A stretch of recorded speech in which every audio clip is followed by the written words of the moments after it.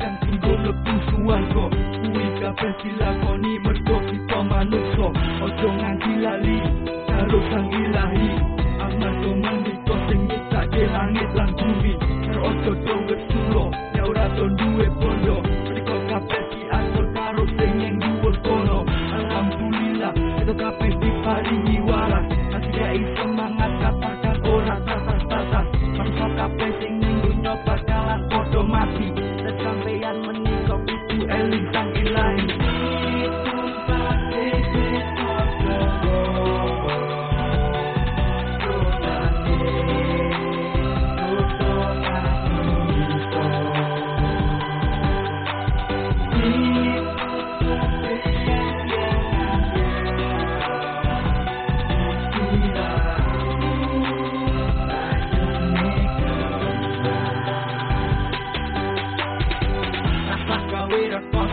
urip pisan ning donya kabeh menungso kuwi pasti mampir ning neraka mula akeh ibadah ora mung dinggo sisa uripe disyukuri eling marang sing ngenehi mati urip menungso ora nek sing iso ngerti aja nganti lali apa sing tau dilakoni kuwi dinggo patokan ben ora dibaleni iso dadi pelajaran nanti tekan mati ana urip ana mati ana dosa ora mung